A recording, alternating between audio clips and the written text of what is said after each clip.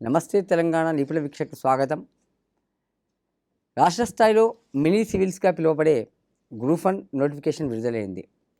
563 పోస్టులతో విడుదలైన ఈ నోటిఫికేషన్ భారీ నోటిఫికేషన్గా పేర్కొనవచ్చు.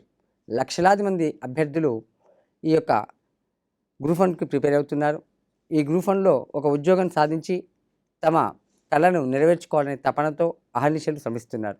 ఈ నేపథ్యంలో అనేక రకాలైనటువంటి అభ్యర్థులు ఈ పరీక్షకు సిద్ధమవుతున్నారు. ముఖ్యంగా గతంలో ఈ పరీక్ష రాసిన వారు, కొత్తగా ఈ పరీక్షకు ప్రిపేర్ కాబోతున్నవారు, సివిల్స్కి ప్రిపేర్ అవుతూ గ్రూప్ 1 కూడా రాయాలనుకుంటున్నవారు, ఇలా రకరకాలైనటువంటి యొక్క అభ్యర్థులు ఈ పరీక్ష అప్పీల్ కాబోతున్నారు. ఈ నేపథ్యంలో అన్ని రకాల యొక్క అభ్యర్థులకు ఉన్నటువంటి యొక్క సందేహాలను నివృత్తి చేయడం కోసం మనకు పల్లెం శ్రీరామచంద్ర శ్రీనివాస్ గారు ఆంధ్రప్రదేశ్లో 2022-23లో నిర్వహించినటువంటి గ్రూప్ 1లో 2 సార్లు విజేతగా నిలిచి ప్రస్తుతం డిఎస్పీ ట్రైనింగ్లో ఉన్నటువంటి శ్రీరామచంద్ర గారితో ఆ యొక్క అనేక సందేహాలు అభ్యర్థుల్లో ఉన్నటువంటి సందేహాలు నివృత్తి చేసుకోవడానికి వారి నుంచి ఆ వివరాలను తెలుసుకుందాం మనం. నమస్కారం సార్. నమస్తే సార్. రాష్ట్ర స్థాయిలో మినీ సివిల్స్గా పిలువబడే గ్రూప్ 1 నోటిఫికేషన్, అది కూడా దేశ చరిత్రలో కనివిని ఎరగని 563 పోస్టులతో విడుదల కావడం సంతోషకరమైన విషయం. అయితే అభ్యర్థులకు రకరకాల సందేహాలు ఉన్నాయి.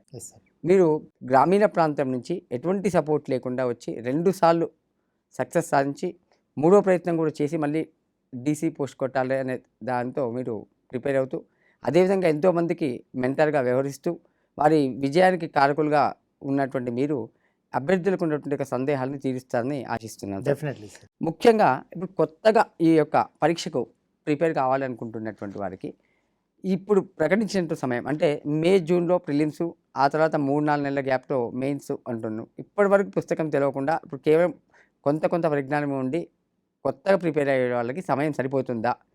వాళ్ళు ఏ విధంగా ప్రిపేర్ అయితే విజయం సాధించగలుగుతారు? చాలా మంచి ప్రశ్న అడిగారు సార్ మీరు.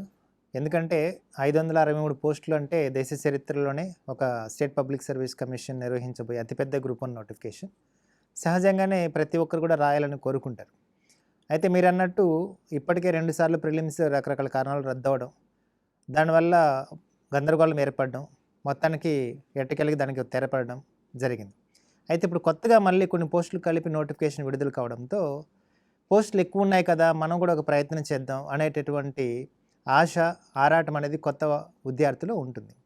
అయితే ఈ కొత్త అభ్యర్థులు ఎవరైతే ఉన్నారో వారు ఈ నోటిఫికేషన్ని సాధించగలమా సాధించలేమా అనేటటువంటి సందేహాన్ని పక్కన పెట్టి వాళ్ళు ప్రిపేర్ అవ్వడం అనేది చాలా మంచి నిర్ణయంగా తీసుకోవచ్చు. ఎందుకంటే ప్రిలిమ్స్ అయినా కానీ మెయిన్స్ అయినా కానీ మనము పూర్తి స్థాయిలో జరగాలంటే మనకి నవంబర్ దాకా పట్టే సమయం ఉంటుంది. సుమారుగా 7-8 నెలల సమయం మనకి అందుబాటులో ఉంటుంది. ఒక పోటీ పరీక్షలో 6 నెలల మించినటువంటి సమయం ఒక మంచి పీరియడ్గానే మనం చెప్పుకోవచ్చు.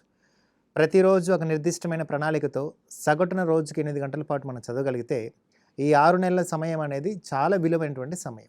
అయితే ఈ 6 నెలల విలువైన సమయాన్ని మీరు ఎంత పకడ్బందీగా ఉపయోగించుకోగలిగినారనే దాన్ని బట్టి మీ సక్సెస్ అనేది ఆధారపడి ఉంటుంది. కాబట్టి కొత్త వాళ్ళైనా సరే ఈ ప్రయత్నం ఖచ్చితంగా చేయొచ్చు సార్.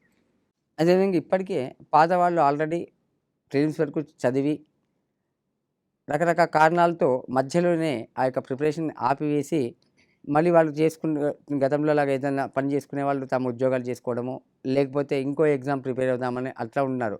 వాళ్ళకి మళ్ళీ ఈ నోటిఫికేషన్లో ఆశలు చిగురించాయి. వారికి కూడా ఈ నోటిఫికేషన్ ఏ విధంగా ప్రిపేర్ అయితే వాళ్ళు సక్సెస్ కాగలుగుతారు? వాళ్ళు ఉన్న నిరాశ దృక్పథం అంటే మళ్ళీ జరుగుతుందా, మళ్ళీ అవుతుందా అని, అలాంటి వారికి ఎలా ప్రిపేర్ అయితే బాగుంటుంది? దురదృష్టవశాత్తు 2 సార్లు ప్రిలిమ్స్ జరిగి రద్దవడం వల్ల చాలా సీరియస్గా చేస్తున్నటువంటి ఉద్యోగానికి లీవ్ పెట్టి కొంత ఫైనాన్షియల్గా లాస్ అయ్యి కుటుంబానికి దూరంగా ఉండి చదివిన వాళ్ళందరూ కూడా ఈ గతంలో జరిగినటువంటి పరిణామాల దృష్ట్యా కొంత డిసప్పాయింట్ అయ్యారు. ప్రిపరేషన్కి కూడా చాలా దూరంగా వెళ్ళిపోయారు. ఇది ఇప్పట్లో అవ్వదులే అనేటటువంటి ఒక నిరాశ నిస్పృహలకి వాళ్ళు వెళ్ళిపోయారు. కానీ ఇప్పుడు మళ్ళీ ఫ్రెష్గా నోటిఫికేషన్ రావడంతో వారు మళ్ళీ తిరిగి రంగంలోకి రావాల్సినటువంటి పరిస్థితి ఏర్పడింది. అయితే వాళ్ళకు ఉన్నటువంటి అడ్వాంటేజ్ ఏంటంటే ఆల్రెడీ 2 సార్లు ప్రిలిమ్స్ రాసి ఉన్నారు. ఆ ప్రిలిమ్స్ రాసే క్రమంలోనే మెయిన్స్ వరకు కూడా కొంతవరకు ప్రిపరేషన్ జరిగి ఉంది. కాబట్టి వాళ్ళు ఫ్రెషర్స్తో పోల్చుకుంటే అంత ఎక్కువగా కష్టపడాల్సిన అవసరం లేదు. సో వాళ్ళకు ఉన్నటువంటి బేసిక్ నాలెడ్జ్ ఏదైతే ఉందో కాన్సెప్ట్ మీద, ఆ కాన్సెప్చువల్ అండర్స్టాండింగ్ని జస్ట్ కరెంట్ అఫైర్స్తో అప్డేట్ చేసుకుంటూ వాటిని అప్లై చేసుకుంటూ మెయిన్స్ మీద మరింత ఫోకస్ పెట్టడానికి ఈ సీనియర్స్ ఎవరైతే ఉన్నారో వాళ్ళకి ఇది మంచి అవకాశం అనమాట. ఫ్రెషర్స్ అయితే ఏమవుతుందంటే వాళ్ళు మళ్ళీ ప్రిలిమ్స్కి, మెయిన్స్కి రెండింటిని బ్యాలెన్స్ చేసుకోవాల్సి వస్తుంది. కానీ వీళ్ళకి ఏమవుతుందంటే ప్రిలిమ్స్ మీద అంత ఫోకస్ పెట్టాల్సిన అవసరం ఉండదు. వీళ్ళు 2 సార్లు ప్రిలిమ్స్ రాశారంటే ప్రతి సబ్జెక్ట్ మీద వాళ్ళకి సమగ్రమైనటువంటి అవగాహన ఉంటుంది. కాబట్టి వీళ్ళు ఈ సమయాన్ని అప్లికేషన్ టైప్లో కంటెంట్ని అప్డేట్ చేసుకుంటూ డైనమిక్ యాంగిల్లో మెయిన్స్ మీద మరింత ఫోకస్ చేయడానికి, ఆన్సర్ రైటింగ్ ప్రాక్టీస్ మరింత చేయడానికి వీళ్ళకి చాలా మంచి అవకాశం ఇది. ఈ అవకాశాన్ని కనుక వాళ్ళు వినియోగించుకోగలిగితే పోటీలో వాళ్ళే ముందుంటారు. అదేవిధంగా ఇప్పుడు కొత్త వాళ్ళు కానీ పాత వాళ్ళు కానీ ఫస్ట్ ప్రిలిమ్స్ మీద ఫోకస్ చేయమంటారా, లేదా ప్రిలిమ్స్ కమ్ మెయిన్స్ రెండింటిని ఇప్పటి నుంచే ప్రారంభిస్తే మంచిదా? ఎస్, తెలంగాణలో ఉన్నటువంటి ఈ గ్రూప్ 1 నోటిఫికేషన్కి సంబంధించి ఉన్న అతి పెద్ద సానుకూలమైన అంశం ఏంటంటే ప్రిలిమ్స్లో నెగిటివ్ మార్కింగ్ లేకపోవడం. నెగిటివ్ మార్కింగ్ లేదు కాబట్టి ప్రతి అభ్యర్థి కూడా ధైర్యంగా క్వశ్చన్స్కి ఆప్షన్స్ని చూజ్ చేసుకునే అవకాశం ఉంది. అయితే అలాగని చెప్పేసి మరీ మన నిర్లక్ష్యంగా ప్రిలిమ్స్ని పక్కన పెట్టడానికి వీల్లేదు. ఇప్పుడు మనకు ప్రిలిమ్స్లో ఇచ్చినటువంటి సిలబస్లో 13 టాపిక్స్ మనకు ఉన్నాయి. ఈ 13 టాపిక్స్లో మనకు ఉన్నటువంటి కరెంట్ అఫైర్స్ కానీ, సైన్స్ అండ్ టెక్నాలజీ కానీ, ఎకానమీ కానీ, ఆర్ట్ అండ్ కల్చర్ కానీ ఇలాంటివన్నీ కూడా మనకి మెయిన్స్లోనే రిపీట్ అవుతున్నాయి. కాబట్టి ప్రిలిమ్స్ దశ నుంచే ఈ యొక్క రిపీటెడ్ కాన్సెప్ట్స్ ఏవైతే ఉన్నాయో, రిపీటెడ్ సబ్జెక్ట్స్ ఏవైతే ఉన్నాయో వాటిని కూడా ఫోకస్ చేసుకొని ఇంటిగ్రేట్ చేసుకొని కనుక ప్రిపేర్ అయితే ప్రిపరేషన్ అనేది చాలా సజావుగా జరిగేదానికి అవకాశం ఉంటుంది. అంతేకాకుండా కేవలం ప్రిలిమ్స్కి మాత్రమే ఫోకస్ ఇచ్చి ప్రాధాన్యత ఇచ్చి ప్రిలిమ్స్ అయిన తర్వాత చూద్దాంలే మెయిన్స్ అనేటువంటి తరహా ఆ దృక్పథం అనేది కంప్లీట్గా రాంగ్ అప్రోచ్ అనమాట. కాబట్టి మీరు అన్నట్టు ప్రిలిమ్స్కి అత్యంత ప్రాధాన్యత ఇవ్వాలి. ఎందుకంటే గ్రూప్ 1 అన్నప్పుడు హార్ట్ అండ్ సోల్ మెయిన్సే. సో మన నైపుణ్యము, మన యొక్క ప్రతిభ, మన యొక్క టాలెంట్ అంతా కూడా మనం మెయిన్స్లోనే చూపించగలుగుతాం. అయినప్పుడు మనం ఆ దశకు వెళ్ళాలంటే ప్రిలిమ్స్ చాలా ఇంపార్టెంట్. కాబట్టి ముఖ్యంగా కొత్తగా ఈ పోస్టుల సంఖ్య పెరిగిన తర్వాత గ్రూప్ 2 అభ్యర్థులు కానీ, ఎస్ఐ కానిస్టేబుల్ ప్రిపేర్ అయిన వాళ్ళు కానీ, డిఎస్సికి ప్రిపేర్ అవుతున్న వాళ్ళందరూ కూడా మేము గ్రూప్ 1 రాస్తామనేటటువంటి సమాచారం నాకుంది. ఫోన్స్ కూడా చాలామంది చేస్తున్నారు. వాళ్ళు ప్రయత్నం చేయడంలో తప్పేం లేదు. అలాంటి వాళ్ళు ఏం చేయాలంటే ఖచ్చితంగా ప్రిలిమ్స్ మీద ఫోకస్ చేయాల్సిందే. సీనియర్స్గా ఉన్నటువంటి అభ్యర్థులు ప్రిలిమ్స్ని దృష్టి పెట్టుకుంటేనే మెయిన్స్ మీద ఎక్కువ ఫోకస్ పెట్టడానికి అవకాశం ఉంటుంది. కాబట్టి ఎవరైనా సరే ఇది చాలా అరుదైనటువంటి అవకాశం, 563 పోస్టులు. ఈ అరుదైన అవకాశాన్ని మిస్ చేసుకోకూడదంటే ప్రిలిమ్స్ని మీరు అన్నట్టు చాలా జాగ్రత్తగానే డీల్ చేయాల్సిన అవసరం అయితే ఉంది. ఎక్కడ కూడా నెగ్లెక్ట్ చేయడానికి అవకాశం లేదు.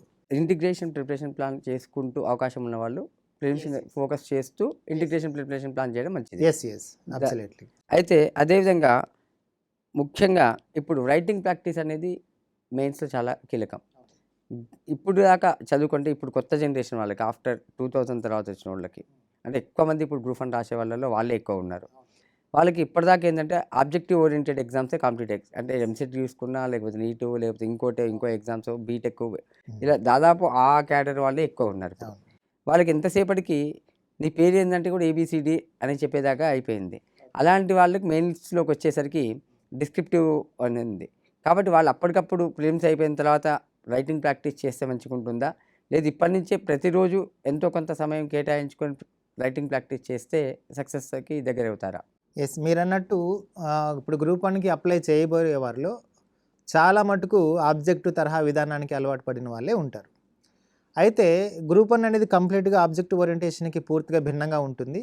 ఇది కంప్లీట్గా డిస్క్రిప్టివ్ ఓరియంటేషన్ కాబట్టి ఈ ఆన్సర్ రైటింగ్ అనేటటువంటి ప్రక్రియ మొదటి దశ నుంచే ప్రారంభించాలి. మనం ఇందాక మాట్లాడుకున్నట్టుగా ప్రిలిమ్స్ కమ్ మెయిన్స్ అనేది రెండు కలుపుకుంటూ ఇంటిగ్రేటెడ్ అప్రోచ్లో మనం ముందుకు తీసుకెళ్లాల్సిన అవసరం ఉంది. ఆన్సర్ రైటింగ్ స్కిల్స్లో కూడా ఇక్కడ ముఖ్యంగా మనం చెప్పుకోవాలంటే సార్, అది ఒక రోజులోనూ ఒక నెలలోనూ మనకు ఆన్సర్ రైటింగ్ స్కిల్స్ అనేవి అభివృద్ధి కావు. అది ఒక సుదీర్ఘమైనటువంటి ప్రక్రియ. అంతకంటే ముందు మనము ఎవరైతే యూపీఎస్సీ ఇంటర్వ్యూ దాకా వెళ్ళి సక్సెస్ కాలేకపోయి వచ్చినారో, గ్రూప్ 1 2-3 సార్లు రాసి ఉన్నటువంటి అనుభవం ఉన్న వాళ్ళు, అలాంటి వాళ్ళు మనకంటే ఒక అడుగు ముందు మనకంటే ఎక్కువ ఆన్సర్ రైటింగ్ స్కిల్స్ వాళ్ళకు ఉంటాయి. వాళ్ళను దాటుకొని మనం వెళ్ళాలంటే ఖచ్చితంగా ఆన్సర్ రైటింగ్ ప్రాక్టీస్ అనేది డైలీ చేయాలి. ఆ ఆన్సర్ రైటింగ్లో కూడా సృజనాత్మక నైపుణ్యాలని మనము డెవలప్మెంట్ చేసుకోవాలి. ఎలాగంటే ఇప్పుడు తెలుగు మీడియం అభ్యర్థులు మనం చూసుకున్నట్లయితే చాలామంది గ్రామీణ ప్రాంతం నుంచి వస్తారు. వాళ్ళకి తెలుగు అకాడమిక్ పుస్తకాలు, తెలుగు టెక్స్ట్ బుక్లు తప్ప వేరే వనరులు వాళ్ళకి దొరకవు. అలాంటి వారు కేవలం ఒకే ఒక సాంప్రదాయ పద్ధతికి వాళ్ళు అలవాటు పడ్డారు. ఎలాగంటే ఏ క్వశ్చన్ ఇచ్చినా ఒక డిస్క్రిప్టివ్ తరహాలో, పారాగ్రాఫ్ తరహాలో రాయడం, దాన్ని ఇంకొంత క్రియేటివ్గా రిప్రజెంట్ చేసే అవకాశం ఉన్నా వాళ్ళు ఆ ప్రయత్నం చేయలేకపోవడం, లేదా వాళ్ళకి అలాంటి మార్గదర్శకత్వం లేకపోవడం వల్ల వాళ్ళు ఒకే ఒక సాంప్రదాయమైనటువంటి మోసధోరణికి అలవాటు పడి ఉన్నారు. అదే సమయంలో ఇంగ్లీష్ మీడియంలో కోచింగ్ తీసుకొని యూపీఎస్సీ అనుభవం కలిగి ఉన్నటువంటి ఇంకొక ఆస్పిరెంట్ అదే ఆన్సర్ని పారాగ్రాఫ్ తరహా కాకుండా సాంప్రదాయ విధానాలకు భిన్నంగా చాలా టెక్నికల్గా సైంటిఫిక్గా mind maps, flow charts, diagrams, infographics, tables ఇవన్నీ వేసి ఒక అందమైనటువంటి ముస్తాబైనటువంటి పెళ్లి కూతురుగా ఆన్సర్ని తీర్చిదిద్దుతున్నాడు. అలాంటి సందర్భంలో ఖచ్చితంగా అతడికే ఎక్కువ మార్కులు పడే అవకాశం ఉంది. కాబట్టి ఆన్సర్ రైటింగ్ అంటే ఇక్కడ కేవలం క్వశ్చన్కి ఆన్సర్ మాత్రమే ప్రిపేర్ చేసుకోవడం కాదు. ఆ ఆన్సర్ని ప్రజెంట్ చేసే విధానంలో మనం చాలా మెలకువలు ఉన్నాయి.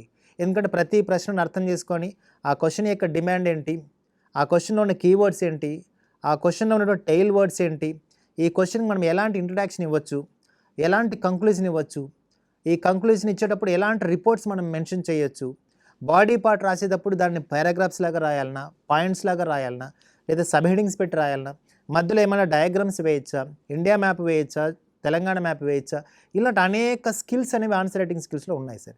ఇవన్నీ కూడా ప్రిలిమ్స్ తర్వాత మొదలు పెడితే ఆ ఉన్నటువంటి 3-4 నెలల సమయంలో అవన్నీ కూడా మనకి డెవలప్ అయ్యే అవకాశం లేదు. ఇప్పటి నుంచే మనం ప్రిలిమ్స్తో పాటు మొదలు పెడితే అట్లీస్ట్ డైలీ కనీసం 2 మోడల్ ఆన్సర్లు అయినా మనం ప్రిపేర్ చేసుకోగలిగితే, వాటిని ప్రాక్టీస్ చేసుకోగలిగితే ప్రిలిమ్స్తో పాటు మెయిన్స్ కంటెంట్ నోట్స్ రెడీ చేసుకోగలుగుతాం. ఆన్సర్ రైటింగ్ ప్రాక్టీస్ మనకు వస్తుంది. టైం మేనేజ్మెంట్ మనకి ఆన్సర్ రైటింగ్లో చాలా కీలకమైనటువంటి అంశం. ఎందుకంటే 3 గంటల సమయంలో మనం 15 క్వశ్చన్లకి నాన్ స్టాప్గా ఆన్సరింగ్ చేయాల్సి ఉంటుందన్నమాట. ఇలా ఆన్సర్ రాసేటప్పుడు 15 క్వశ్చన్లకు 15 తరహా ఆన్సర్లు, 15 తరహా కొత్త పద్ధతులు మనం అక్కడ అవలంబించాల్సి ఉంటుంది. ఉదాహరణకి మనం జియోగ్రఫీ తీసుకుంటే, జియోగ్రఫీలో అడిగేటటువంటి ప్రతి ప్రశ్నకి ఏదైనా ఇండియా మ్యాప్ కానీ తెలంగాణ మ్యాప్ కానీ మనం చూపించి అందులో పాయింట్అవుట్ చేస్తూ మనం చూపించాల్సి ఉంటుంది. ఎకానమీ చూస్తే సర్వేకి సంబంధించిన గణాంకాలు కానీ, బడ్జెట్కి సంబంధించిన గణాంకాలు కానీ, లేదా ఆర్థిక సంఘం సిఫార్సులకు సంబంధించిన గణాంకాలు కానీ, లేదా నివేదికలకు సంబంధించిన గణాంకాలు కానీ, వీటిని మనం టేబులర్ ఫామ్లో, గ్రాఫ్ రూపంలో, పై డయాగ్రామ్ రూపంలో మనం చూపించాల్సి ఉంటుంది. సైన్స్ అండ్ టెక్నాలజీ విషయానికి వస్తే కూడా మనం ఇలాంటి ఎన్నో అద్భుతమైనటువంటి ఫ్లో చార్ట్స్ మనం వేయచ్చు. చరిత్ర, సంస్కృతి తీసుకున్నా కూడా భారతదేశం యొక్క మ్యాప్ కానీ తెలంగాణ యొక్క మ్యాప్ని కానీ సూచిస్తూ ఆ రాజవంశాలకి సంబంధించిన రాజ్య విస్తరణ, వారి యొక్క శాసనాలు, వారి యొక్క కట్టడాలు ఇవన్నీ కూడా మనం పాయింట్అవుట్ చేస్తూ చూపించచ్చు. ఇలాంటి స్కిల్స్ అన్నీ రావాలంటే, ఇలాంటి పిక్టోరియల్ మనకి ఇక డెమోగ్రాఫిక్ స్కిల్స్ మనకి రావాలంటే ఖచ్చితంగా ఆన్సర్ రైటింగ్ స్కిల్స్ అనేవి, ఆన్సర్ రైటింగ్ ప్రాక్టీస్ అనేది ప్రిలిమ్స్తో పాటే మనము ప్రారంభించి దాన్ని కొనసాగించాలి చివరి వరకు. Okay sir. అయితే గత పరీక్ష 2 సార్లు జరిగినటువంటి పరీక్ష చూస్తే సివిల్స్ స్థాయిలో కంటే కొంత ఎక్కువగా పోయింది అని చెప్పుకోవచ్చు తెలంగాణలో జరిగినటువంటి ప్రిలిమ్స్. అదేవిధంగా ఆంధ్రాలో జరిగినటువంటి గ్రూప్స్ 1 పరిశీలిస్తే కూడా గతంలో అంటే 2014 కంటే ముందు జరిగిన గ్రూప్ 1 కంటే కఠిన స్థాయి, లోతు, అవగాహన స్థాయి అన్నీ కూడా పెరిగాయి. ప్రశ్నల యొక్క శైలి పూర్తి స్థాయిలో మారిపోయాయి. దాదాపు యూపీఎస్సీని మించిన కఠినత్వం ఉంది అని చెప్పి అభ్యర్థులంతా పేర్కొన్నారు. ఈసారి కూడా అలా ఉండడానికి అవకాశాలు ఉన్నాయా? ఆ విధంగా ఉంటే ఆ పోటీలో విజయం సాధించడానికి ఏ విధంగా కష్టపడాలి? సో మీరు మొదట్లో ఇంట్రడక్షన్ ఇస్తూ ఒక మాట చెప్పారు, స్టేట్ సివిల్స్గా గ్రూప్ 1ని ప్రస్తావిస్తామని చెప్పేసి. నిజంగా మనం తెలంగాణలో జరిగిన మొదటి 2 ప్రిలిమ్స్ ప్రశ్నాపత్రాలను గమనిస్తే సివిల్స్ స్థాయిని మించినటువంటి ప్రశ్నలు మనం చూసాం. చాలా కఠినంగా ప్రశ్న అడిగే విధానం కానీ, ప్రశ్నలో ఇచ్చినటువంటి ఆప్షన్స్ కానీ, కంటెంట్ డెప్త్లు అవ్వడం కానీ, ఒకానొక సందర్భంలో సిలబస్ పరిధిని దాటి ప్రశ్నలు అడగడం జరిగింది. అంటే ఇంత డెప్త్గా, ఇంత కఠినంగా, ఇంత అనలైటికల్గా ఎందుకు క్వశ్చన్స్ ఫ్రేమ్ చేస్తున్నారంటే, ఏ పబ్లిక్ సర్వీస్ అయినా సరే జనరల్గా తమ ద్వారా ప్రభుత్వానికి అత్యుత్తమమైనటువంటి లాజికల్ నైపుణ్యాలు ఉన్న వాళ్ళని, ప్రాబ్లమ్ సాల్వింగ్ నైపుణ్యాలు ఉన్న వాళ్ళని, సృజనాత్మక నైపుణ్యాలు ఉన్నవారిని అధికారులుగా ప్రభుత్వానికి అప్పజెప్పాలనేటటువంటిది ఏ పబ్లిక్ సర్వీస్ కమిషన్ అయినా భావిస్తుంది. ఆ క్రమంలో మారుతున్నటువంటి ట్రెండ్కి తగ్గట్టుగా, సో వర్తమాన అంశాల మీద అభ్యర్థికి ఏమాత్రం అవగాహన ఉంది, రాష్ట్ర సామాజిక, ఆర్థిక, రాజకీయ ముఖచిత్రం మీద అభ్యర్థికి ఏమాత్రం అవగాహన ఉంది, భారతదేశం యొక్క గమనం మీద, పురోగతి మీద ఎలాంటి అవగాహన ఉంది అభ్యర్థికి, అలాంటి అవగాహన, అలాంటి నైపుణ్యాలు ఉన్న వ్యక్తులను మాత్రమే మనం రేపు సిస్టంలోకి తీసుకుంటే వీళ్ళు జాతి నిర్మాణానికి, ప్రభుత్వానికి, ప్రజలకు మధ్య అనుసంధానకర్తలుగా బాగా రాణించగలుగుతారనేటువంటి దృక్పథంతోనే ప్రశ్నాపత్రాలు కఠినంగా తయారు చేస్తున్నారు. అది వాస్తవం కూడా, అది అలాగే ఉండాలి కూడా నా అభిప్రాయం ప్రకారం. కాబట్టి దానికి తగ్గట్టుగానే మన యొక్క ప్రిపరేషన్ నైపుణ్యాలను మనం పెంచుకోవాలి. ఎందుకంటే రాబోయేటటువంటి ప్రిలిమ్స్ పేపర్ కూడా ఖచ్చితంగా అదే తరహాలోనే ఉంటుంది. ప్రశ్నలు కఠినంగానే ఉంటాయి, అప్లికేషన్ ఓరియంటేషన్లోనే ఉంటాయి, అభ్యర్థి యొక్క లాజికల్ స్కిల్స్కి పదును పెట్టేలాగా, అతని యొక్క మేధస్సుకి పదును పెట్టేలాగానే ఉంటాయి తప్ప మళ్ళీ ఆ స్టాండర్డ్స్ తగ్గేటటువంటి పరిస్థితి అయితే ఏమీ ఉండదు. అయితే ఆ స్టాండర్డ్స్ మనం ఎప్పుడైతే అందుకుంటామో ఇన్ని లక్షల మందిలో మనం క్రీమ్గా తేలుతాం. ఆ క్రీమ్ బయటకు వస్తేనే సొసైటీకి బాగుంటుంది, ప్రభుత్వానికి బాగుంటుంది. కాబట్టి మనం ఆ క్రీమ్ స్థాయికి వెళ్ళాలంటే డెఫినెట్గా మనం మన యొక్క ప్రిపరేషన్ స్ట్రాటజీని మార్చుకోవాల్సి ఉంటుంది. కంటెంట్ మీద మన యొక్క అవగాహనను కూడా పూర్తి స్థాయిలో పెంచుకోవాల్సిన అవసరం అయితే ఉంటుంది. ఇంకొకటి సార్, 2 ప్రిలిమ్స్‌ని పరిశీలిస్తే ముఖ్యంగా సిలబస్‌లో చెప్పినటువంటి దాన్ని కాకుండా మీరన్నట్టు సివిల్స్ దాటిపోయారు.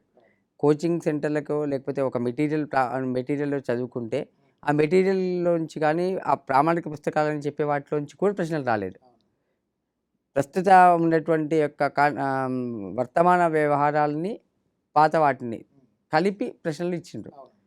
ప్రస్తుతం అట్లాంటి ప్రశ్నలు రావడానికి అవకాశం ఉంది అని మీరు, కాబట్టి దానికి ఎలా ప్రిపేర్ అయితే అభ్యర్థులు విజయం సాధించగలరు? ఎస్. ఎందుకంటే జనరల్గా రాబోయేటటువంటి ప్రిలిమ్స్కి సంబంధించి కూడా sir Telangana public service commission ఇదే తరహా ప్రశ్నపత్రాలను రూపొందిస్తుంది. అండ్ మీరు అన్నారు, ఈ ప్రశ్నలు ఏ కోచింగ్ సెంటర్లో పుస్తకాల్లోనూ దొరకలేదు, ఏ మెటీరియల్లోనూ దొరకలేదు, ఏ పుస్తకాల్లోనూ దొరకలేదని. ఎందుకంటే ప్రశ్నాపత్రాలు రూపొందించే వాళ్ళు అత్యంత అనుభవజ్ఞులై ఉంటారు, ఆయా సబ్జెక్టుల మీద విశేషమైనటువంటి ప్రావీణ్యం కలిగి ఉంటారు. వారికి ఆల్రెడీ ఎలాంటి ప్రశ్నలు రూపొందించాలి, అభ్యర్థి యొక్క ఏ సామర్థ్యాలను పరిశీలించాలనే దాని మీద వాళ్ళకు ఒక బ్లూ ప్రింట్ ఉంటుంది. ఆ బ్లూ ప్రింట్ ప్రకారమే వాళ్ళు కఠినత్వాన్ని అంచనా వేసుకొని ప్రశ్నలు రూపకల్పన చేస్తారు. కాబట్టి వాళ్ళు ప్రశ్నలు రూపొందించుకునేటప్పుడు ప్రామాణికమైనటువంటి అంటే డిగ్రీ స్టాండర్డ్, అంతకు మించి పీజీ స్టాండర్డ్లో ఉన్న పుస్తకాలను తీసుకుని మాత్రమే క్వశ్చన్ని రూపకల్పన చేస్తారు. అంతేగాని కోచింగ్ సెంటర్లో దొరికే మెటీరియల్ను, మార్కెట్లో దొరికే పుస్తకాలను వాళ్ళు ప్రామాణికంగా తీసుకోరు. కాబట్టి ప్రభుత్వం ముద్రించేటటువంటి అధికారిక పుస్తకాలు ఏవైతే ఉన్నాయో డిగ్రీ పీజీ స్థాయి పుస్తకాలు, వాటిని ఆధారంగా చేసుకొని అందులో ఉన్నటువంటి కాన్సెప్ట్స్కి కరెంట్ అఫైర్స్ ఏమున్నాయి వాటిని లింక్ చేసుకొని క్వశ్చన్స్ అన్నీ కూడా అడగడం జరిగింది.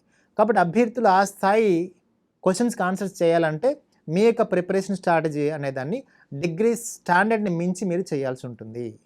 ఒక కాన్సెప్ట్ని మీకు ఇస్తే ఒక పోస్ట్ గ్రాడ్యుయేట్ స్టూడెంట్, ఒక డాక్టరేట్ స్టూడెంట్ ఎలా ఎక్స్ప్లెయిన్ చేయగలుగుతారో ఆ స్థాయి అవగాహన మీకు ఉండాలన్నమాట. ఏదో కనీసం మార్కెట్లో దొరికే పుస్తకాలు చదువుకొని వెళ్ళిపోతాం, కోచింగ్ సెంటర్కి వెళ్ళి ఎవరో ఇచ్చేటటువంటి మెటీరియల్ని చదువుకొని వెళ్ళిపోతాం అంటే క్వశ్చన్ పేపర్లు తయారు చేసేది వీళ్ళు కాదు కదా. కాబట్టి ఖచ్చితంగా ఆ స్టాండర్డ్స్ మనం అందుకోవాలంటే డెఫినెట్గా మనము డిగ్రీ స్థాయి పుస్తకాలు, పీజీ స్థాయి పుస్తకాలు మన దగ్గర పెట్టుకోవాలా.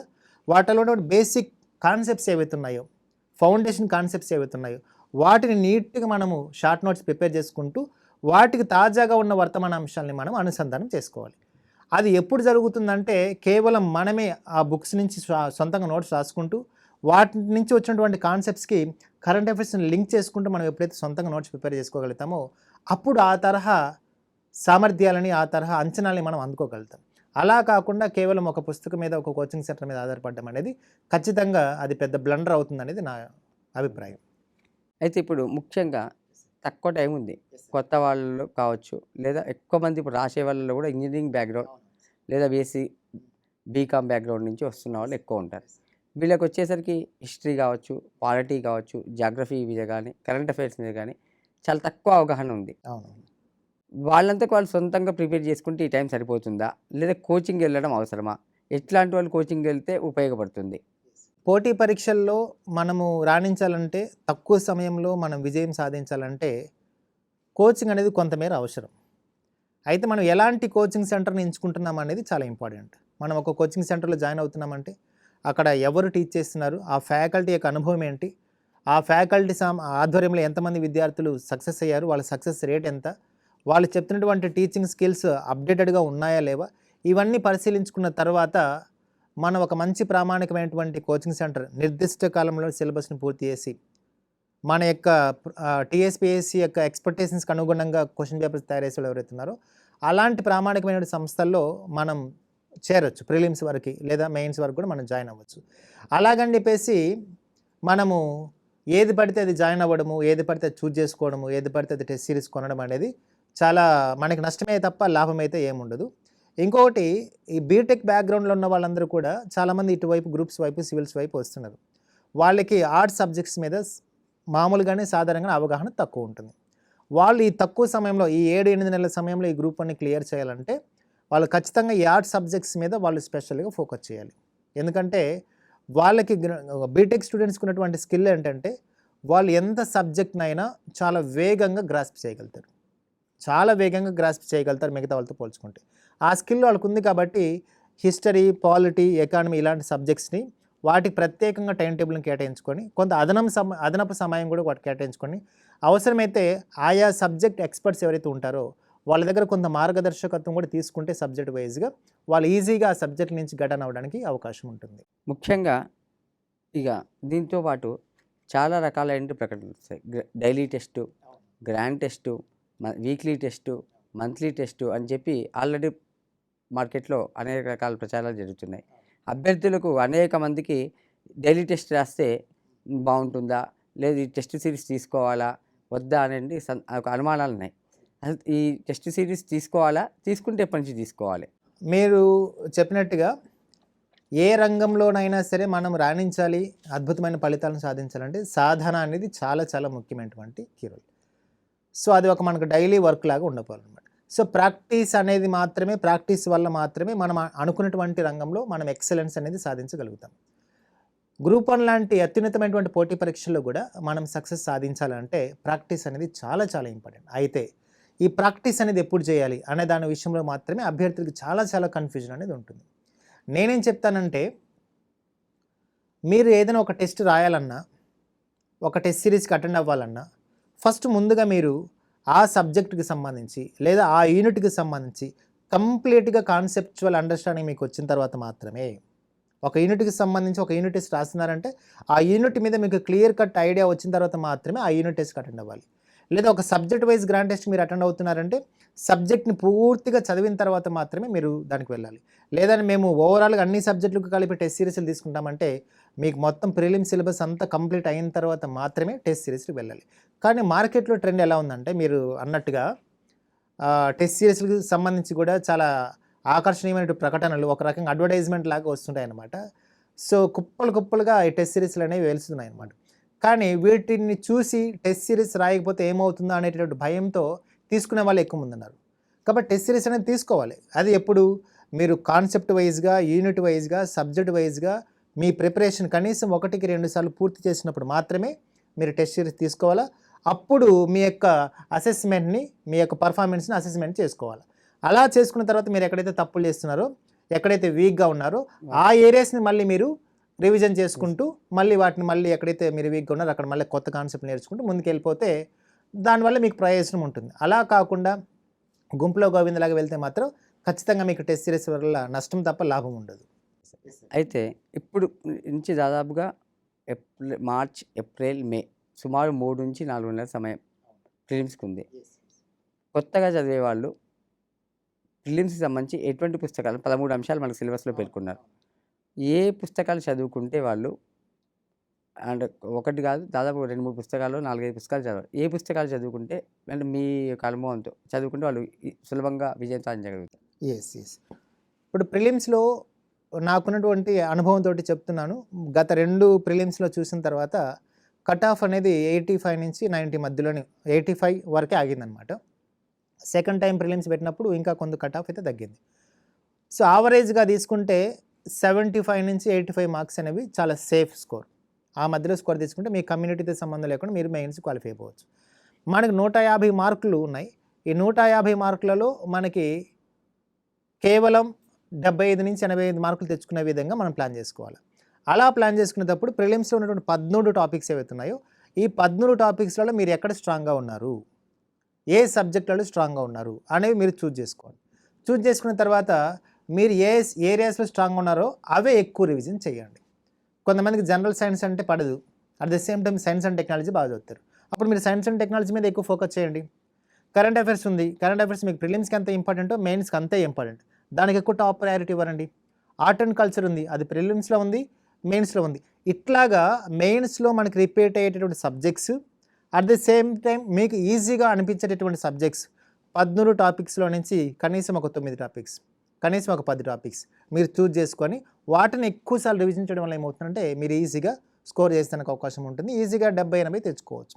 అండ్ మనకు ఎలాగో నెగిటివ్ మార్కింగ్ లేదు కాబట్టి మనం ధైర్యంగా ఆప్షన్స్ అనేవి పెట్టడానికి కూడా అవకాశం ఉంటుంది. కాబట్టి ఈ తక్కువ సమయంలో మీరు 13 కాన్సెప్ట్స్ని ఫాలో అవ్వాల్సిన అవసరం అయితే లేదు. ఏ పుస్తకాలు చదువుకుంటే పుస్తకాలకు సంబంధించి ఏమన్నా వాళ్ళకి సంబంధించిన పేర్లు చెప్పగలుగుతారా? పుస్తకాలు అనే విషయానికి వస్తే గత రెండు ప్రిలిమ్స్లో జరిగినటువంటి అనుభవాల దృష్ట్యా ప్రశ్నలు అడిగిన తీరుని బట్టి చూస్తే కోచింగ్ సెంటర్ల మెటీరియల్ నుంచి క్వశ్చన్స్ రాలేదు, బయట దొరికేటటువంటి ప్రైవేట్ పబ్లికేషన్స్ పుస్తకాల నుంచి క్వశ్చన్స్ రాలేదు. బట్ వచ్చిన క్వశ్చన్స్ అన్నీ కూడా గవర్నమెంట్ డిగ్రీ పుస్తకాల నుంచి, పీజీ స్థాయి పుస్తకాల నుంచి, ఓపెన్ యూనివర్సిటీ పుస్తకాల నుంచి ఇచ్చారు. అది కూడా ఇవ్వడం కూడా కరెంట్ అఫైర్స్తో లింక్ చేసి ఇచ్చారు. కాబట్టి మీరు అందరూ కూడా ఈ ప్రిలిమ్స్లో గడ్డెక్కాలంటే అదేవిధంగా మెయిన్స్లో కూడా మీకు మంచి ఫౌండేషన్ రావాలంటే డిగ్రీ స్థాయి, పీజీ స్థాయి పుస్తకాలు ఖచ్చితంగా మీరు చదవాలి. అంబేద్కర్ ఓపెన్ యూనివర్సిటీ పుస్తకాలు చాలా అద్భుతంగా పనిచేస్తాయి. ముఖ్యంగా ఆర్ట్ అండ్ కల్చర్కి సంబంధించి కానీ, ఎకానమీకి సంబంధించి కానీ వీటికి చాలా చాలా బాగా యూజ్ అవుతాయి. అయితే మీరు ఏది చదివినా కూడా ఆ కాన్సెప్ట్కి కరెంట్ అఫైర్ అనేది ఉంటుంది 2023-24లో. ఈ కరెంట్ అఫైర్ని లింక్ చేసుకొని చదవండి. అప్పుడు మీకు ఏ స్థాయి తరహా ప్రశ్నలైనా మీరు చేసుకోగలుగుతారు. ముఖ్యంగా ఇప్పుడు ఫర్ ఎగ్జాంపుల్ తెలంగాణ ఎకానమీ ఉందండి. తెలంగాణ ఎకానమీ చదివేటప్పుడు కేవలం సర్వే పథకాలు, ప్రభుత్వ పథకాలు మాత్రమే సరిపోదు. తెలంగాణ మ్యాగజైన్ ఒకటి విడుదలవుతుంటుంది ప్రతి మంత్. తెలంగాణ మ్యాగజైన్ చూడాలి మనం. ఆ మ్యాగజైన్లో ఇచ్చేటటువంటి సామాజిక, ఆర్థిక, రాజకీయ కోణాల్లో నుంచి మన కాన్సెప్ట్ని అర్థం చేసుకునే ప్రయత్నం చేయాలి. సో ఆ విధంగా ప్రభుత్వం యొక్క అధికారిక వెబ్సైట్లను మనం కొద్దిగా ఉపయోగించుకోవాలి. రాష్ట్ర ప్రభుత్వం విడుదల చేసేటటువంటి తెలంగాణ మ్యాగజైన్ లాంటివి ఉపయోగించుకోవాలి. కేంద్ర ప్రభుత్వం ఇష్యూ చేసేటటువంటి న్యూ ఇండియా సమాచార మ్యాగజైన్ కానీ, యోజన మ్యాగజైన్ కానీ అలాంటి వాటిని ఉపయోగించుకోవాలి. ప్రెస్ ఇన్ఫర్మేషన్ బ్యూరో పిఐబి విడుదల చేసేటటువంటి నివేదికలు మనం చదవాల్సి ఉంటుంది. నీతి ఆయోగ్ విడుదల చేసేటటువంటి రిపోర్ట్స్ మనం చదవాల్సి ఉంటుంది. ఇలా టెక్స్ట్ బుక్లతో పాటు ఈ అధికారిక వెబ్సైట్లు కూడా కొన్ని ఫాలో అవుతుండడం వల్ల ఏమవుతుందంటే కంటెంట్ అనేది మనకి ఎప్పటికప్పుడు డైనమిక్గా ఉంటుంది. అలా డైనమిక్గా ఉన్నప్పుడే మనము ఆప్షన్స్ అనేవి పెట్టగలుగుతాం అనమాట. ప్రిలిమ్స్లో మీరు చూస్తుంటారు ఒక క్వశ్చన్కి 5 ఆప్షన్లు 6 ఆప్షన్ కూడా ఇచ్చినటువంటి సందర్భాలు ఉన్నాయి. అన్ని ఆప్షన్లు మనకి గుర్తుండాలంటే ఖచ్చితంగా మనకి 360 డిగ్రీస్లో మనం చదవాలి.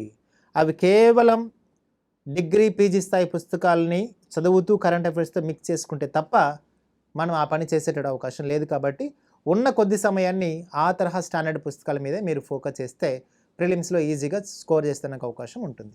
అదేవిధంగా మెయిన్స్ సంబంధించి ఏ బుక్స్ చదువుకోవాలి అనేది అది కూడా ఒక్కసారి చెప్తే, ఫిలిమ్స్ అంటే ఇప్పుడు చదువుకోవాలి పలానా బుక్స్ అని చెప్పారు. అదేవిధంగా మెయిన్స్ సంబంధించి కూడా ఈ పుస్తకాలు చదువుకుంటే బాగుంటుంది. మెయిన్స్ వరకు అయితే తెలుగు మీడియం వాళ్ళకు ఉన్నటువంటి తెలుగు మీడియం వాళ్ళ దురదృష్టం అని అనుకోవచ్చు. మెయిన్స్కి సంబంధించి మనకు మార్కెట్లో పుస్తకాలు లేవు. ఈవెన్ ప్రభుత్వం తరపు నుంచి మెయిన్స్కి కనీసం టెస్ట్ సిరీస్లు కానీ అవేమి రిలీజ్ చేయలేదు. తెలుగు అకాడమీ కూడా ఆ ప్రయత్నం చేయలేదు గ్రూప్ 1 మెయిన్స్ వరకు. కానీ ప్రైవేట్ సెక్టర్లో రకరకాల మెటీరియల్ అవంతా దొరుకుతున్నాయి. అయితే మెయిన్స్లో ఆ మెటీరియల్ ప్రైవేట్ సెక్టర్లో దొరికే మెటీరియల్ ఏది కూడా మీకు ప్రామాణికం కాదు. ఎందుకంటే అది కొన్ని వేల మంది, లక్షల మంది అదే మెటీరియల్స్ అవుతారు, అదే పాయింట్లు రాస్తారు. కానీ సర్వీస్ రావాలంటే మనం పక్క వాళ్ళకంటే కనీసం ఒక పాయింట్ మనం కొత్తది రాయాల్సి ఉంటుంది. పక్క వాళ్ళకంటే కనీసం ఒక కొత్త పద్ధతిలోనైనా మనం ఆన్సరింగ్ చేయాల్సి ఉంటుంది. అలాంటిది రావాలంటే ఖచ్చితంగా మనము తెలుగు మీడియంలో చదువుతున్నప్పటికీ కూడా కొంత ఇంగ్లీష్ వనరులు మనం ఉపయోగించుకోవాలి. మనకి చాలా ప్రామాణికమైనటువంటి యూపీఎస్సీ వెబ్సైట్స్ ఉన్నాయి సార్. ఇప్పుడు చాహల్ ఐఏఎస్ అకాడమీ అని, దృష్టి ఐఏఎస్ అకాడమీ అని, తర్వాత స్టడీ ఐక్యూ ఐఏఎస్ అకాడమీ అని, ఇన్సైట్స్ ఐఏఎస్ అకాడమీ అని, వాజీరామ్ రవి ఐఏఎస్ అకాడమీ అని, ఇలా మనకు విజన్ ఐఏఎస్ అకాడమీ అని చాలా ఉన్నాయండి. ఈ వెబ్సైట్స్ అన్నీ కూడా ఏం చేస్తాయంటే ఫ్రీగా డైలీ ప్రిలిమ్స్ క్విజ్ కానీ, కరెంట్ అఫైర్స్ క్విజ్ కానీ, డైలీ మెయిన్స్ ఆన్సర్ రైటింగ్ కానీ, క్వశ్చన్స్ కానీ ఇలాగ విత్ ఆన్సర్స్ వాళ్ళు ఫ్రీగా ప్రొవైడ్ చేస్తూ ఉంటారు ఫ్రీ రీసోర్సెస్ కింద. వాటిని మనం కొంత అందిపుచ్చుకోగలగాలి. కనీసం డైలీ ఒక 1 అవర్ లేదా 1.5 అవర్, ఒక 2 అవర్స్ మనము ఆ వెబ్సైట్స్కి వెళ్ళడం, వాటిని ఓపెన్ చేయడం, వాళ్ళు డైలీ క్వశ్చన్ ఏమి ఇచ్చారు, ఆ క్వశ్చన్కి ఆన్సర్ ఎలా ఇచ్చారు, దాన్ని మనం తెలుగులోకి ట్రాన్స్లేట్ చేసుకోవడం, తర్వాత దాన్ని మనం కొంత మన సాధారణ భాషలోకి, సాధారణ వాక్య నిర్మాణంలోకి వాటిని మార్చుకొని మనమే సొంతంగా మోడల్ ఆన్సర్ రాసుకుంటే అప్పుడు మెయిన్స్కి సంబంధించి మిగతా వాళ్ళ దగ్గర లేని కంటెంట్ మన దగ్గర ఏర్పడుతుంది. కాబట్టి మెయిన్స్కి మీరు అడిగినట్టు ప్రత్యేకంగా పుస్తకాలు అంటే ఏం లేవు సార్. మనమే సొంతంగా మెయిన్స్ నోట్స్ అనేది ప్రిపేర్ చేసుకోవాలి. ఇలా ప్రిపేర్ చేసుకునేటప్పుడు కొంత స్మార్ట్ వర్క్ చేయాలి. ఆ స్మార్ట్ వర్క్లో మనము కొన్ని ప్రామాణికమైనటువంటి యూపీఎస్సీ వెబ్సైట్స్ నుంచి సమాచారాన్ని తీసుకుంటే చాలా చక్కగా మనమే రాసుకోగలుగుతాం అనమాట.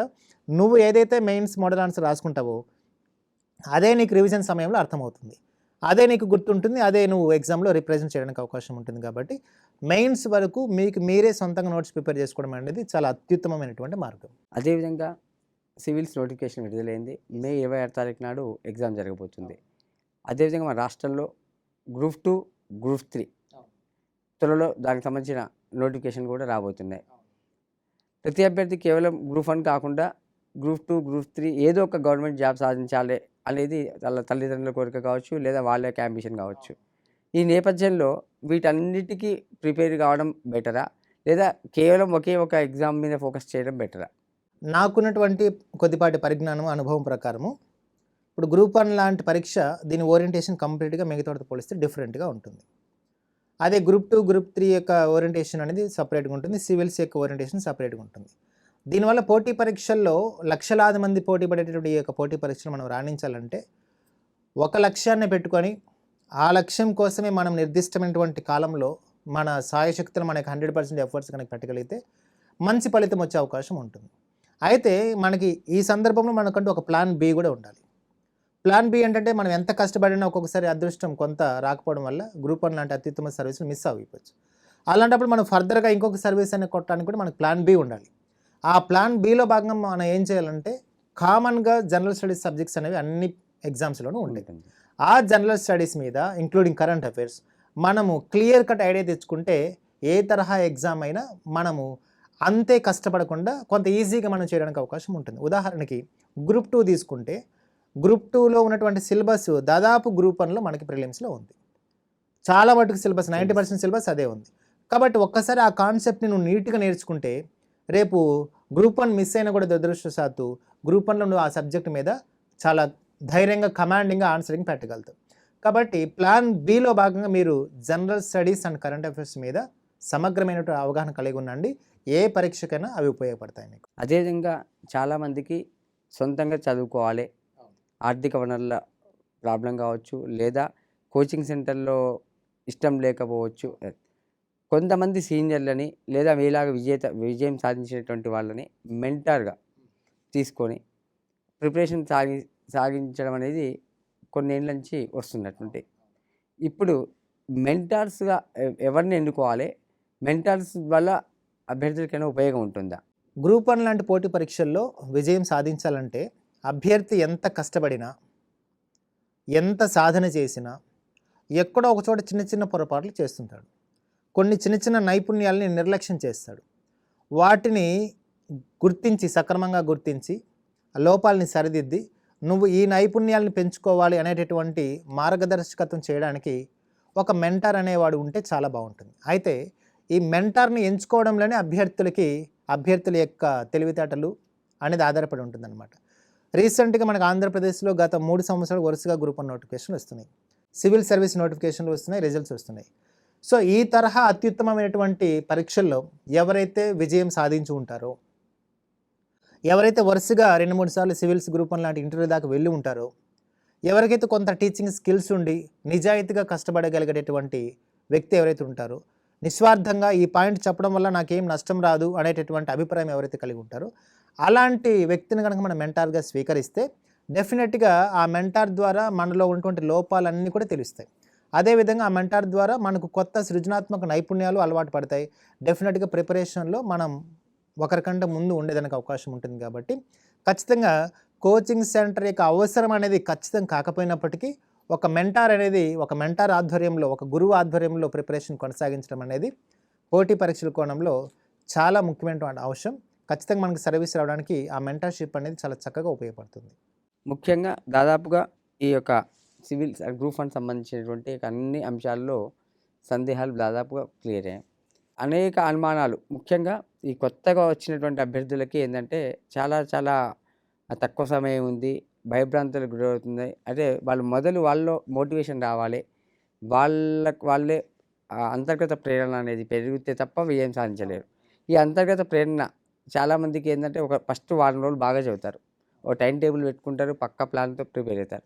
మళ్ళీ వారం రోజులు అయిపోయిన తర్వాత మళ్ళీ నిరుత్సాహం, మళ్ళీ పక్కన నుండి చూసిన తర్వాత మళ్ళీ అయితే అట్లాంటి కాన్స్టెన్సీ లేకుండా, స్థిరత్వం లేకుండా ఉండేటువంటి వాళ్ళకి తర్వాత సీరియస్ యాస్పిరెంట్స్కి మీరు ఇచ్చే చివరి సూచన, సలహా ఏమిటి? మీరు చెప్పిన దాంట్లో మొదటిది మనం చూసుకుంటే, కొత్తగా ఈ ఫీల్డ్లోకి వచ్చినటువంటి ఫ్రెషర్స్ ఎవరైతే ఉంటారో బిగినర్స్, ఆ బిగినర్స్కి జనరల్గానే కొంత ఇన్బిల్ట్, కొంత అంతర్గత ప్రేరణ అనేది తక్కువగా ఉంటుంది. వాళ్ళు ఏదో నోటిఫికేషన్ వచ్చిందని హడావిడిలోనో, లేదా ఎవరిదైనా గ్రూప్ 1 అచీవర్ యొక్క ఇంటర్వ్యూ చూడడం వల్లనో, ఒక సక్సెస్ స్టోరీ చదవడం వల్లనో అప్పటికప్పుడు మోటివేట్ అయిపోయి పుస్తకాలు చేతబట్టి ప్రిపరేషన్ సిద్ధపడతారు. అది కొద్ది కాలం పాటే కొనసాగుతుంది. తర్వాత మళ్ళీ వాళ్ళు యాజ్ ఇట్ ఈస్గా నిర్లక్ష్యం చేస్తారు. అందుకే మనం ఇంతకుముందు అనుకున్నట్టుగా ఒక మెంటర్ ఉండడం వల్ల, ఒక సరైనటువంటి మెంటర్ ఉండడం వల్ల అతను ఏం చేస్తాడంటే వీళ్ళకి ఒక నిర్దిష్టమైన ప్రణాళికని ఇస్తాడు, నిర్దిష్టమైనటువంటి టార్గెట్స్ ఇస్తాడనమాట. సో ఈ మంత్లో మీరు ఈ టార్గెట్స్ ఫినిష్ చేయాలి, ఈ వారంలో మీరు ఈ సిలబస్ చదవాలి, ఈ వారంలో ఇన్ని మోడల్ ఆన్సర్లు ప్రాక్టీస్ చేయాలి అనేటటువంటి టార్గెట్స్ అనేవి ఉంటాయి. కాబట్టి తన యొక్క ప్రత్యక్ష పర్యవేక్షణ ఉంటుంది. కాబట్టి వీళ్ళు ఎప్పుడు కూడా డీవియేట్ అవ్వకుండా, నిర్లక్ష్యం చేయకుండా అలా ముందుకు వెళ్ళడానికి అవకాశం ఉంటుంది. కాబట్టి ఫ్రెషర్స్కి అనే వాళ్ళకి మెంటర్షిప్ అనేది ఖచ్చితంగా ఒక ఊతంలాగా ఉపయోగపడుతుంది. At the same time seniors ఎవరైతే ఉన్నారో, ఆల్రెడీ 2-3 సార్లు అటెండ్ అయిన వాళ్ళు ఎవరైతే ఉన్నారో వాళ్ళు ఎలాగూ ఫీల్డ్లో ఉన్నట్టే, వాళ్ళు ఒక అడుగు ముందులోనే ఉన్నట్టు మిగతా వాళ్ళతో పోల్చుకుంటే. వీళ్ళు ఏం చేస్తారంటే ఈ కొత్త నోటిఫికేషన్ కాబట్టి మనతో పాటు కొన్ని వేల మంది మళ్ళీ కొత్త వాళ్ళు వచ్చారు కాబట్టి పోటీ గతంలో కంటే ఇంకా పెరిగింది. కాబట్టి మనం ఏమాత్రం నిర్లక్ష్యం చేసినా మనకంటే ముందు కొత్త వాళ్ళు వెళ్ళిపోతారు అనే భయం సీనియర్స్కి ఉండాలి.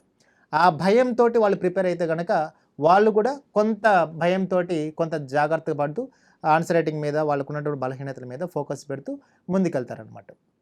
సో సీనియర్స్ అయినా కూడా ఫ్రెషర్స్ అయినా కూడా ప్రాపర్గా గైడ్ చేసేటటువంటి ఒక గైడ్ ఉండి, ఒక మెంటర్ ఉండి వాళ్ళని ఈ 9 నెలల పాటు అంటే కరెక్ట్ దారిలో నడిపించేటటువంటి వ్యక్తిత్వం కనుక ఉన్నట్లయితే ఖచ్చితంగా ఫ్రెషర్స్ సీనియర్స్ అనే తేడా లేకుండా ఎవరికైనా కానీ సర్వీస్ వచ్చేదానికి అవకాశం ఉంది. ఈ విధంగా గ్రూప్ వన్ ఉన్నటువంటి అనేక అభ్యర్థులకు అనేక సందేహాలని మన శ్రీరామ్ చంద్ర సార్ తెలిపారు. ఇంకా అభ్యర్థులకి ఎటువంటి సందేహాలు ఉంటే మీరు కామెంట్ సెక్షన్లో మీ యొక్క సందేహాలని పెట్టండి. తప్పకుండా మరో వీడియోలో ఆ యొక్క సందేహాలని తీర్చడానికి మేము ప్రయత్నం చేస్తాం. All the best.